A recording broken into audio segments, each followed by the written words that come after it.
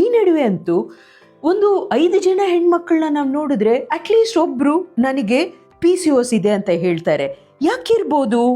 ಕಾರಣ ನಮ್ಮ life style ಸರಿ ಇಲ್ಲದೆ ಇರ್ಬೋದು, ಅಥವಾ ದೇಹದಲ್ಲಿ ಮೆಟಬಾಲಿಕ್ ಫ್ಯಾಕ್ಟರ್ಸ್ ಇಂದ ಇರ್ಬೋದು. ಮನೆ ಊಟದಿಂದ PCOS ಮ್ಯಾನೇಜ್ಮೆಂಟ್ಗೆ ಹೆಲ್ಪ್ ಮಾಡುವಂತ ಇಂಗ್ರೀಡಿಯೆಂಟ್ಸ್ ಲಿಸ್ಟ್ ನಿಮಗೆ ಶೇರ್ ಮಾಡಿದ್ದೀನಿ.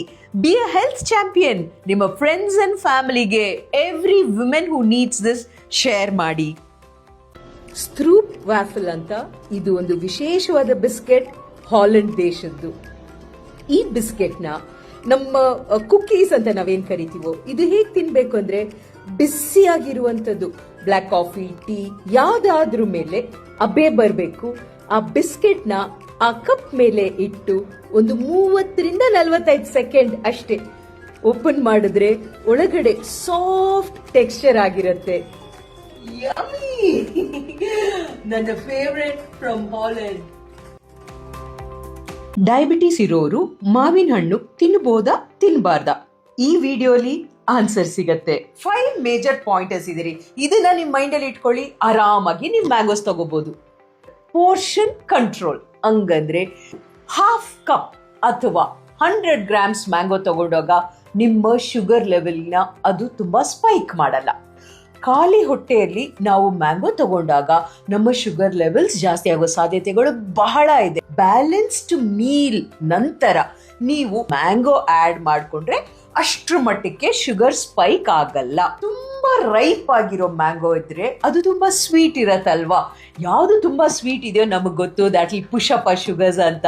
ಸ್ವಲ್ಪ ಸೆಮಿ ರೈಪ್ ಮ್ಯಾಂಗೋ ತಗೊಂಡ್ರೆ it's a very good choice. ಮ್ಯಾಂಗೋಸ್ನ ಯಾವತ್ತೂ ನೀವು ಹಣ್ಣಾಗಿ ತಿನ್ನಬಹುದು, ಯಾಕಂದ್ರೆ ಅದರಲ್ಲಿ ಫೈಬರ್ ಕಂಟೆಂಟ್ ಇರುತ್ತೆ. ಬಟ್ ಜ್ಯೂಸ್ ಆಗಿ ಮಾಡ್ಬಿಟ್ಟು ಕುಡಿಯಕ್ ಹೋಗ್ಬೇಡಿ. 5th pointer, most important pointer ಏನು ಅಂದ್ರೆ, ಯಾವಾಗ ನಿಮ್ಮ ಮ್ಯಾಂಗೋಸ್ನ ನೀವು ಒಂದು ಪ್ರೋಟೀನ್ ಸೋರ್ಸ್ ಮತ್ತೆ ಹೆಲ್ತಿ ಫ್ಯಾಟ್ ಜೊತೆಗೆ ಕಂಬೈನ್ ಮಾಡ್ತೀರಾ, ತುಂಬಾ ಚೆನ್ನಾಗಿ ನಿಮ್ಮ ಬ್ಲಡ್ ಶುಗರ್ಸ್ನ ಕಂಟ್ರೋಲ್ ಅಲ್ಲಿ ಇಡಕ್ಕೆ ಸಹಾಯ ಮಾಡುತ್ತೆ.